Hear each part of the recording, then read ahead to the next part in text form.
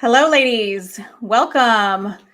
So we're going to get started, but I just wanted to make a first few little things. I know it's been a little while since I've done my last live, but I want to remind you that these live Facebook interviews are actually on the Facebook business page, and they do turn into podcast episodes. So you can go over to my Ignite Your Power podcast, and you can get all these episodes streaming, essentially. The other thing to remind you is this month we're talking a lot about PCOS and natural treatments for PCOS. And so you can check out my blog post and the free PCOS challenge, which is occurring next week. So every day in the Facebook group, I'm going to just present some information about PCOS and ways that you can treat it without the birth control pill and medication. So join me if you guys want to in the Facebook group. Tonight, I have the pleasure and the honor of interviewing Dr. Sarah Boyles. She's a board-certified urogynecologist, and we're going to talk about how unique that is. She has been in private practice for several years and has a wealth of knowledge about how to help us train our bladder instead of our bladder training us, instead of us having to be, at the mercy of our bladder. So welcome, Dr. Sarah Boyles. Thank you so much. Thanks for having me. This is a privilege to be here with you tonight. So thanks a lot. So I didn't mention, but you're also known as the women's bladder doctor, if you're looking her up online. Yeah.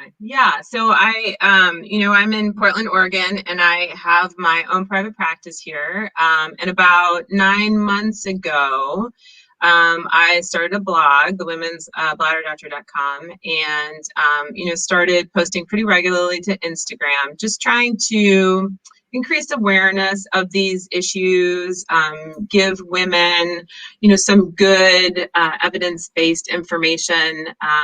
This isn't something that people like to talk about, and there isn't, there's really a lack of information out there. So just helping people kind of navigate these waters.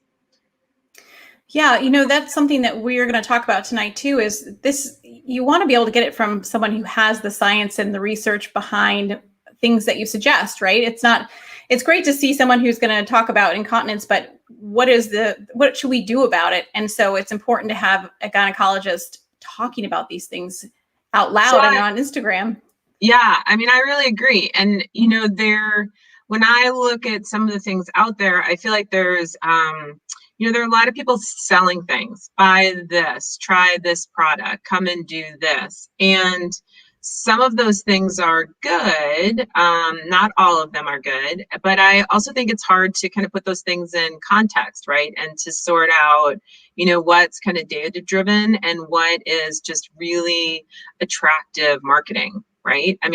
It's just hard to figure that out if you don't know the data. So. Well, and part of your mission is about empowerment. And I think, we as doctors sometimes kind of say, well, don't go to Dr. Google and don't look these things up online. So I feel like sometimes it's our responsibility to actually give people that information online. Then if you want to know the good stuff, we should actually be responsible and bring it to people. That's why I do this, is to try to bring these experts to women. I live in a small town in Missouri. And so to be able to bring these experts around the country to women in a smaller area who may not know these things exist is important. Yeah, I really agree with that. And I feel like, I think that used to be something we said a lot. And I think doctors still do say that a lot, right? Don't look at Dr. Google. But the truth is we all do it, and everyone's been at home. And so I think it's really important for us to shift and make sure that there's good information out there and help people navigate it and be open for questioning too. Sometimes being online feels a little bit uncomfortable. It's much more comfortable for me to see someone's face and read their reactions, right? And you kind of know how to help them process the information. But it's really up to us to help people navigate the information out there and then be open for questioning, right? When someone says, hey, you said this, but what about these other things that I'm reading about? How does this fit into what you're saying? Well, and in these spaces, we have more time. We have less time in clinic to get into that information, but we have more time in these venues to address people's concerns and their thoughts and their ideas. Yeah. So, Yeah. Well, and people can listen to it multiple times, right? I mean, in clinic, sometimes people leave and they're like, what did she say? Did she say do this, don't do this? We all try to give handouts and good information, but it's great to be able to listen to things more than one time. So I'm a board certified gynecologist, but you're a urogynecologist. So will you tell women what that means? Yes. So just like you, I went to college, med school, and then did residency. My residency was in obstetrics and gynecology as well. And then after residency, I did 3 years of fellowship in urogynecology, or it's officially known as female pelvic medicine and reconstructive surgery. So that was kind of my track, and that is the track that most people take. But you can also do kind of a urology track. So you could do a urology residency and then do the same fellowship.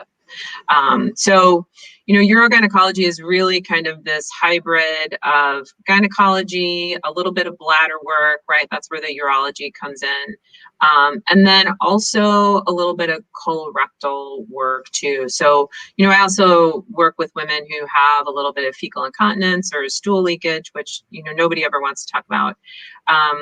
And then, a lot of women who are kind of dealing with pregnancy birth injuries, right? So 3rd and 4th degree lacerations and maybe a repair that broke down, or, just needing some extra help after that delivery, because those are tough situations to be in, even when everything is done correctly and healing right. That's just a tough way to start with a newborn. Well, and that makes you unique, because if you're a gynecologist to begin with and you have the background of delivering babies, you understand the dynamics of what happens. So then you're fixing things that have happened, or you're helping women heal from injuries that had happened. So it makes you definitely very unique compared to urology, because you have that background knowledge.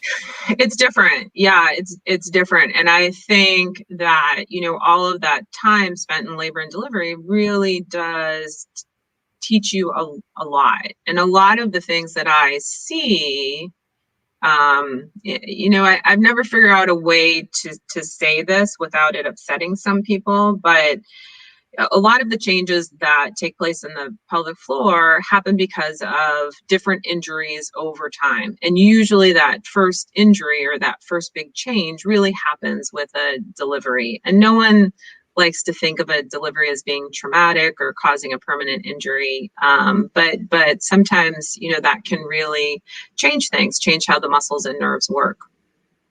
I think if you've had a baby, you understand it can be dramatic.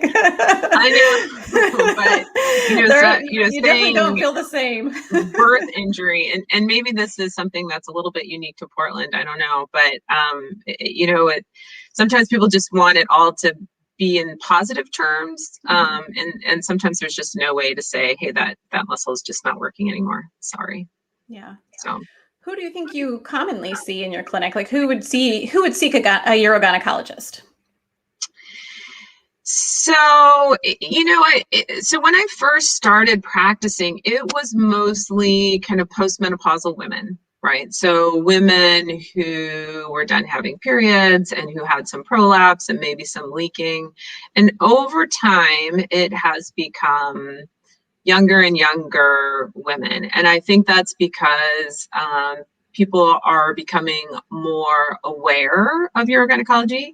And I think women are becoming perhaps a little bit less tolerant of leaking, right? So we talked a little bit about this before we got on air. And it used to be that, women would just say, you know what, I leak a little bit and that's just it. And that's just not acceptable to a lot of people these days, right? Where women want to be running and want to be active and want to be doing their CrossFit and their Pilates. And that leaking just isn't something that they want to deal with. And so people are more apt to come in. And also, there are a lot more women coming in kind of after deliveries to talk about what they can do to help with their pelvic floor, what they can do to, what they should be thinking about in terms of future deliveries, C-section versus vaginal delivery, what the risks are, that type of thing. So yeah, so definitely younger and younger over time. Do you have certain tips that you give people who've had a baby? I mean, is there a certain perfect time to come and see you after you have a child if you're concerned about prolapse or leaking or what you should do?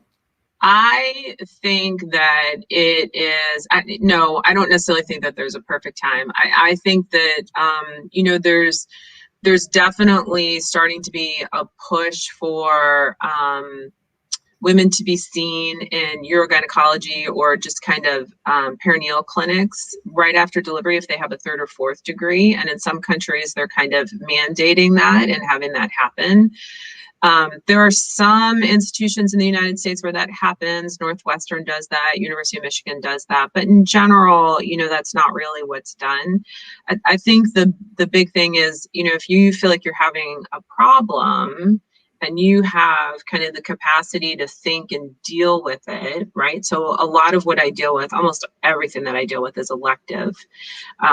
Then you should come in. Right. But if you're at home and you have a newborn, let's say you have a 6-month-old and you're bothered by your leaking, but it just doesn't quite fit into your schedule yet, that's okay. You could just come in and get information, or, you could put it off until you have more capacity to deal with things. Because there's so much that most women are juggling, and sometimes adding one more thing is, just it's going to push you over the edge, right? So when you have time and capacity, you should come in. Do you ever refer them to online resources at all? Do you have any online resources that you suggest for people who are postpartum that just have, they got the 2-year-old and the 6-month-old and it's a lot to do? Yeah, I would tell you that I'm kind of working on that.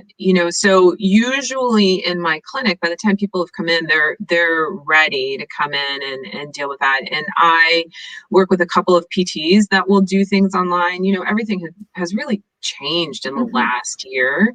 But now that I'm doing more and more online, I'm seeing the need for that, right? Because a lot of people, especially with incontinence, it's something that a lot of women really want to handle on their own. And I think it's okay to handle it on your own.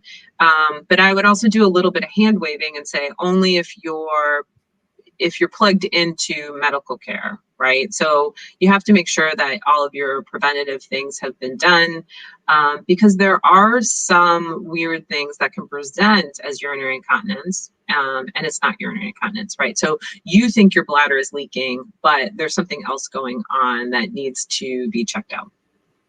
Yeah, nothing ever replaces a good exam. You just never know. It's definitely true, right?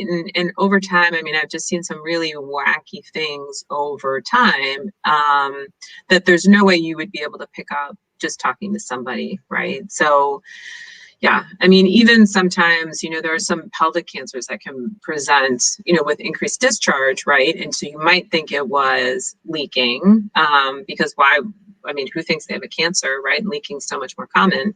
And that wouldn't be picked up unless you had an exam. So you want to make sure that you're plugged in.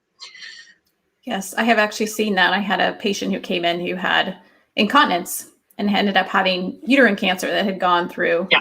So you never can, especially even in, traumatic birth injuries, like you really need a good exam to figure out how to help someone, because it may be that you actually need a repair of your right. it didn't heal correctly. It may be that you could do pelvic floor physical therapy. There's so many options, but not knowing what the problem is really important.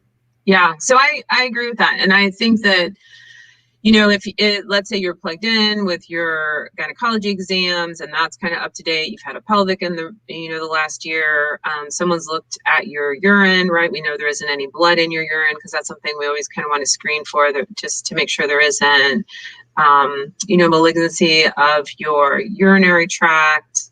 And sometimes I'll see patients who have frequency and urgency, and it'll be something super weird, like a bladder stone. So not a stone that's creating pain, but just irritating your system, right? And once that's taken out, it all kind of goes away. But if you're plugged into all of those things and you want to try to manage leakage on your own for a while, I think that's okay. But I think you need to have, kind of a time frame, right? So I'm going to try exercises on my own for, let's say, 3 months, 6 months. And then if it's not better, okay, then I'm going to go see someone and plug in and make sure that there isn't something that I'm missing. Yeah, I've talked to people about online pelvic floor. There are some good resources for people to do certain activities and exercises. And then obviously, I think also Pure Barre, I'm not an advocate for Pure Barre. I don't own a membership or anything, but I know that like bar exercises are so good for pelvic health, that type of ballerina type exercise where you're just doing sort of isotonic exercise is just so good for your pelvic floor and for your pelvis in general. You're right. And anything that's core strengthening, will help over time, or for most people, it'll help over time. And so, that's one of the interesting things. I mean, pelvic floor PT, is the most targeted and works the best for incontinence, but it's not what most women enjoy, right? I mean, there are so many other benefits to, doing Pilates or, doing bar routines. And, with those types of exercise regimens, women are more likely to stick to it, right? And the exercises only work while you're sticking to it. And so, a lot of times I think PT might be the best place to start, but then you need to figure out how you're going to maintain it and, doing something that you love to do, right? I mean, even belly dancing, right, is great. Yeah, especially for women who say have had kids already and they're kind of trying to prevent incontinence long term. They want to avoid having to see you until they're in their 50s. Yeah, I get that all the time, right? Where people are like, I really don't want to see you, or, it's so great to see you and I hope I never come back. So I don't take it personally. Yeah, I mentioned to that in my clinic practice as well. I'm like, well, then get to Pilates, get to bar classes, belly dancing. Like, yeah, you got to do something to get that core together. Right. And maybe not CrossFit because you're doing a lot of burpees and things that are kind of a little bit on the causing incontinence issues. Yeah, I have to tell you, I think CrossFit may keep me in business for many, many years to come. Because CrossFit is just so much pressure. It definitely induces a lot of leaking for women. What are some prevention tips that you want to share with people that maybe are starting to have a little bit of problem, but not ready to sort of make that change? Do you have anything else that you suggest for them? Yeah. So, making sure that you're up to date with your healthcare, I think is important. And then I think the best place to start is really journaling your symptoms, right? And so that's something that we talk about all the time.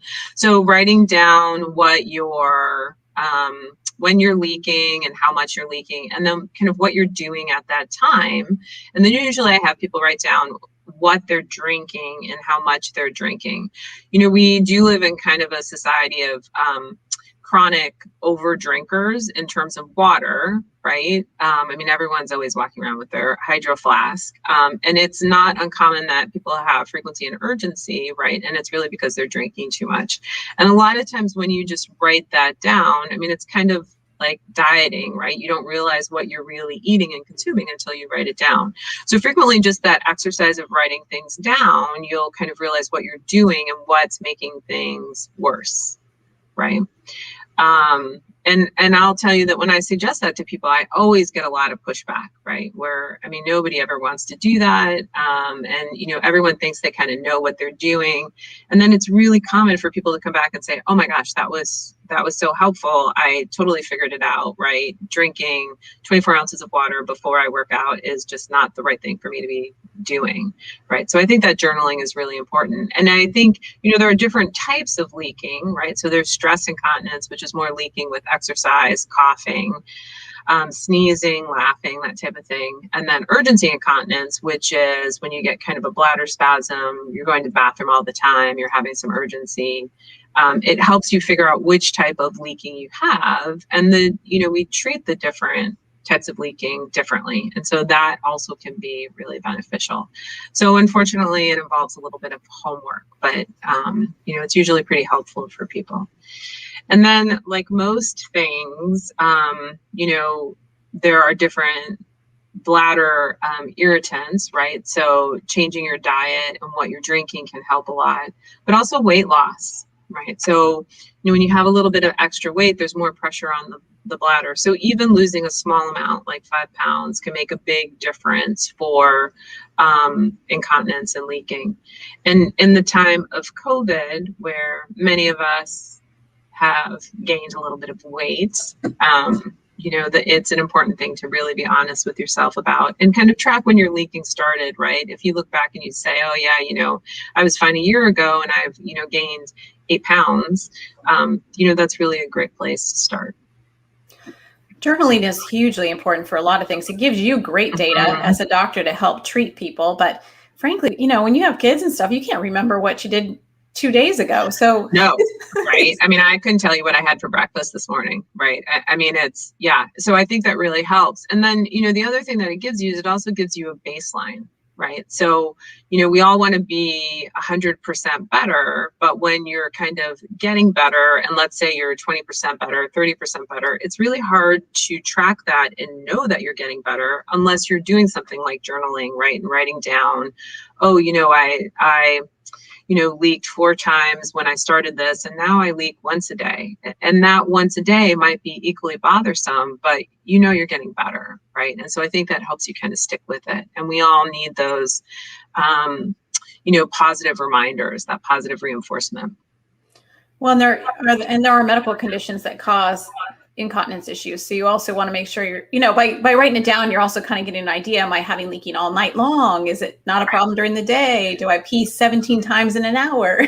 Like you kind of have some other information to help figure out maybe you actually have something serious that needs to be addressed. And it's not just you had 2 children.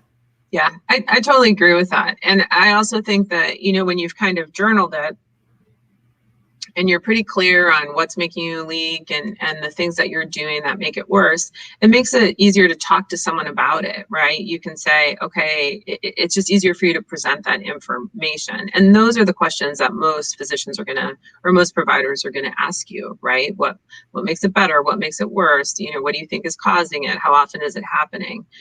So it also gets you ready to kind of talk about it in a succinct manner.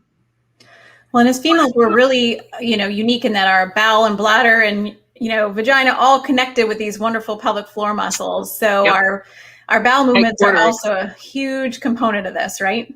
Totally. Yeah, absolutely. Constipation definitely makes it worse, right? And so, being more regular, which is also something that, nobody really wants to talk about, it can make a huge, huge difference. So, constipation can definitely create some bladder irritability.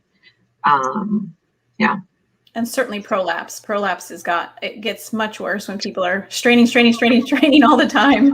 Yeah, it does make things worse. The funny thing about prolapse is that prolapse will frequently make the leaking better, right? So if your bladder is prolapsing or coming down isn't well supported, sometimes it can be a lot harder to empty your bladder. And so sometimes people will notice that as the prolapse gets worse, the leaking actually gets better.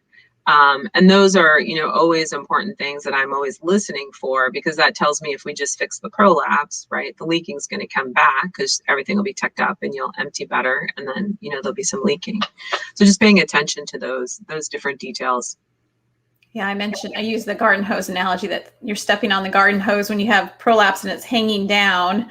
And then once you fix it and put it back up, you got a straight garden hose. So now it just starts coming out. Right. It's just like a faucet sometimes, right? And, one thing I know is that, if I fix someone's prolapse, but I give them leaking, right, we're kind of trading problems, and nobody's very happy.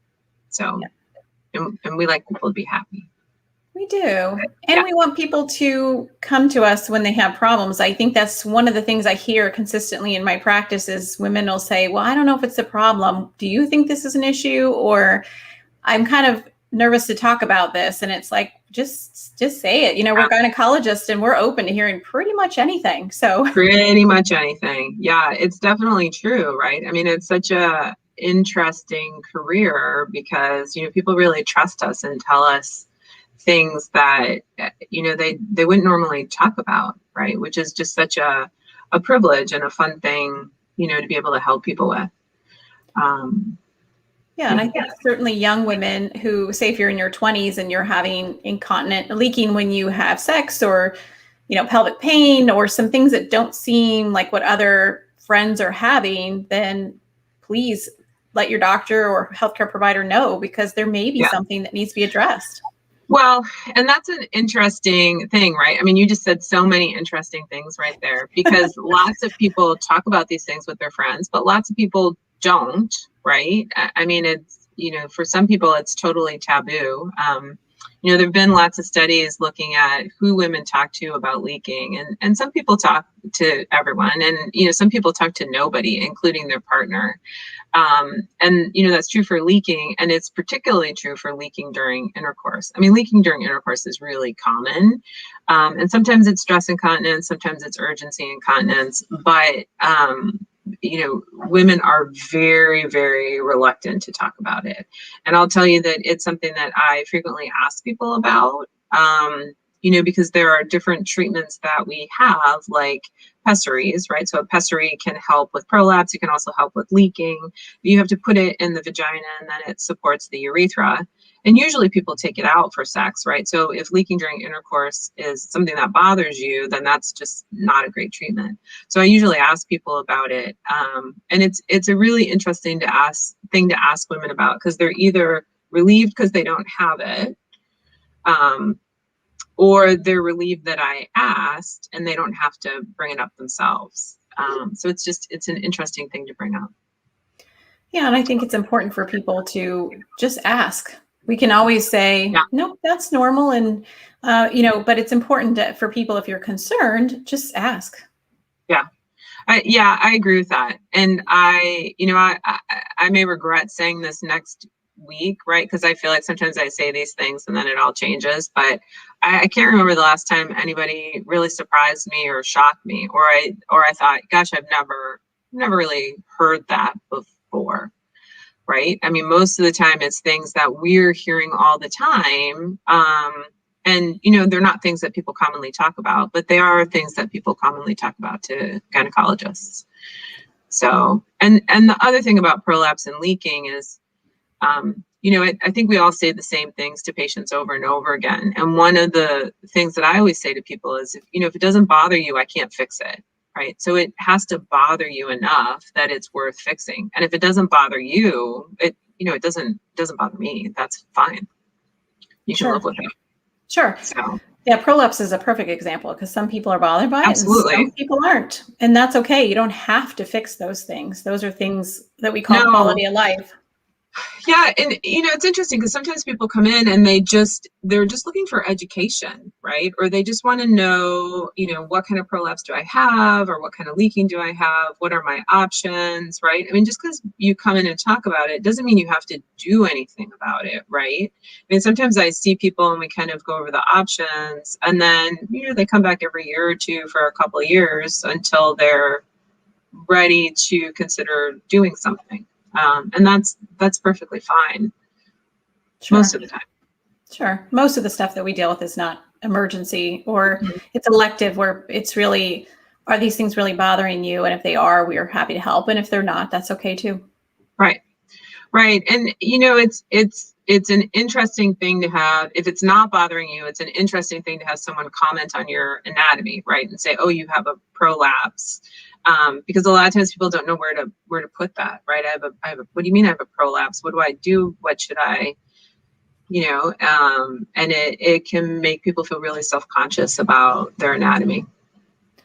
So for patients who should come see you that maybe doesn't always think about it off the bat? Because when you said that, it made me think of that, because there are sometimes patients who come to see me they saw their primary care doctor and their doctor said, oh, you have a bladder drop. And then they came to see me and say, well, what do I do with that? Yeah. And so we often have that conversation and say, well, it's normal. Women have sometimes relaxation of their bladder. There's nothing that seems to be concerning to me, so we kind of go through those things. But who do you think should see you that doesn't typically see you, that like women that probably should come see you? So I think anytime anyone has a question, right? Like, I'm happy to see people just for education. I'm happy to see people who are interested in treatments. I think all of that is kind of important.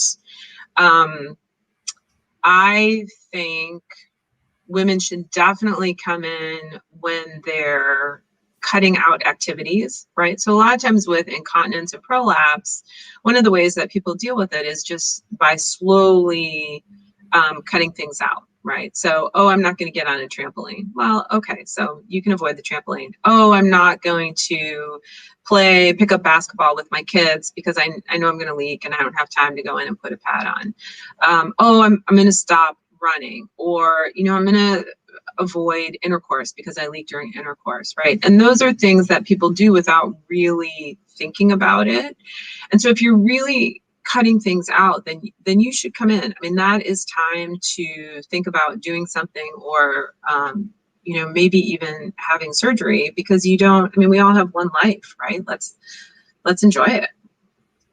Exactly. I remember a urogynecologist saying that to me when I came to talk to her about incontinence. She just said, why are you giving up running? Why are you doing this? Like, you have to enjoy your life, you don't want to be halfway through your life and cut all the things that are relieve stress for you or you're enjoyable. And so I ultimately did pelvic floor physical therapy, which was fantastic, which I really think anybody who has any children should do that, sort of preventing these things long term, and helped me significantly. So I think it's it's something.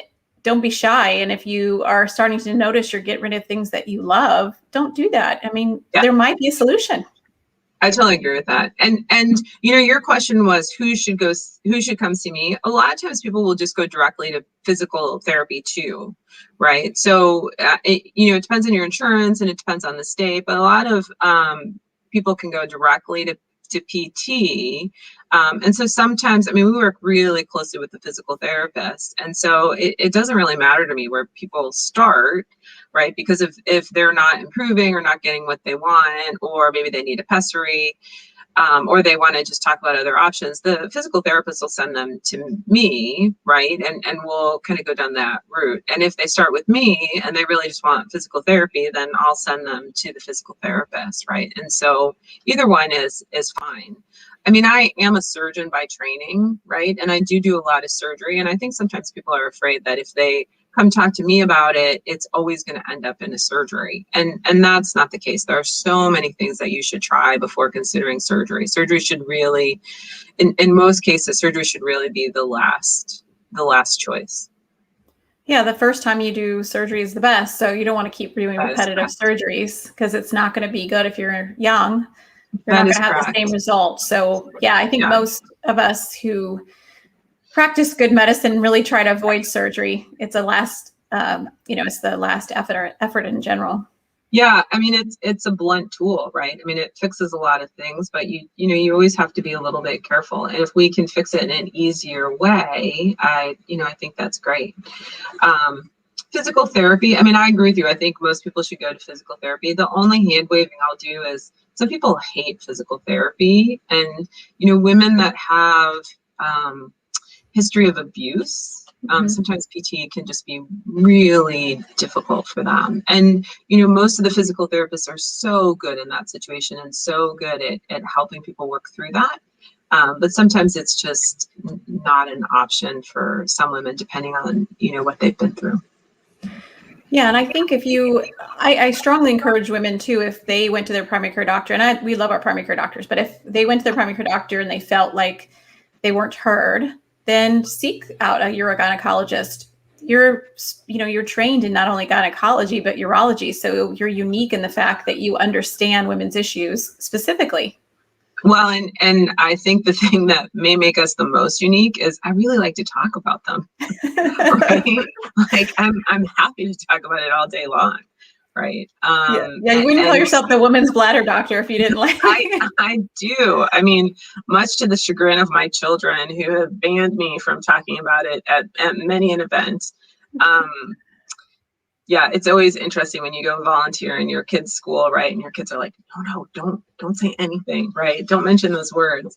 But I think that's part of it, right? A lot of times people go see their PCP, and their PCP may not be comfortable with these issues, or may not be sure what to do, or maybe handling so many other issues for you, right? And it's totally reasonable to ask to talk to someone else. So being a PCP is a really hard job. Yes. Well, that's what you're here for, is to be the resource for them, so they don't have to know everything about everything, right?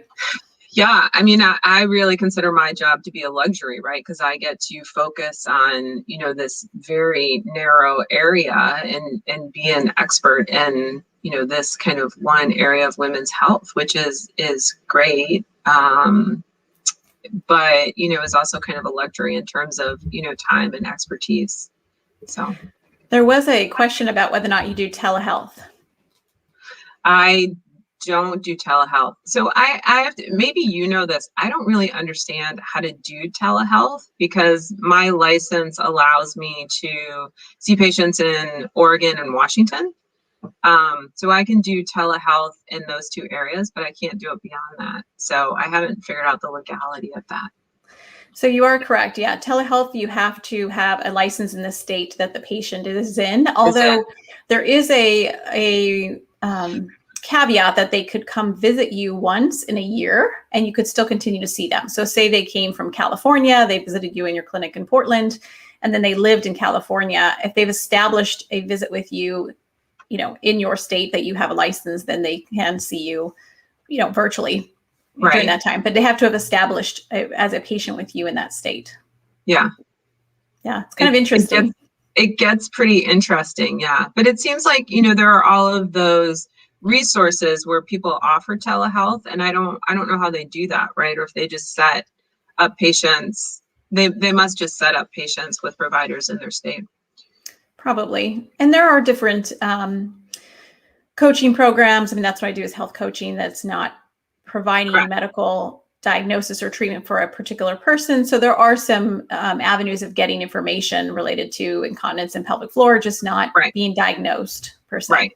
Yeah. Right. So it ends up, I think, to patients feeling a little just kind of weird, right? It's hard to figure out what that gray line is. Sure. Well, where can people find information? You said you're starting to do more things online for resources for women. So where can people find you? Yeah, so I have my own website, the womensbladderdoctor.com, and I am in the process of, putting together kind of a little mini course for women to take to help them figure out what their diagnosis is and then what treatments might help them in their particular situation. So is the best way to go to your website to reach you? Yeah, that would be the best way. Okay. So I'll actually put that as a link when this Facebook Live is posted to Facebook. Then we'll put that on there and your Instagram page link too, so that people can, or your handle, so people can actually reach you. That would be great. Did you have anything else that you wanted to bring to the audience? No, I think this has been great. I think, my big message is that, if you're having a problem or you're not sure you're having a problem, it's something that you should bring up and you should talk about. One of the interesting things about incontinence is there's so much kind of embarrassment and shame associated with it. And there shouldn't be. It is so common. So let's talk about it. Very common. And the more that we talk about it, the more it helps those women who do not have people they can talk to about it. Yeah. If they know that you're there and you're open to that conversation. I mean, it could be as simple, like you're saying, as someone, going to your child's PTSA meeting and they want to say something to you. It's an avenue for them to know that it's safe to talk about these issues. Yeah. Yeah. And that it's a medical condition, right? Nobody wants to leak. It just happens sometimes. This happens. Well, thank you very much for joining us. And like I said, I will post her information on the page so you guys can reach her and ask her questions. And I appreciate it. So just stay on and you and I will chat afterwards. Okay. Yeah, that sounds great. Thanks so much.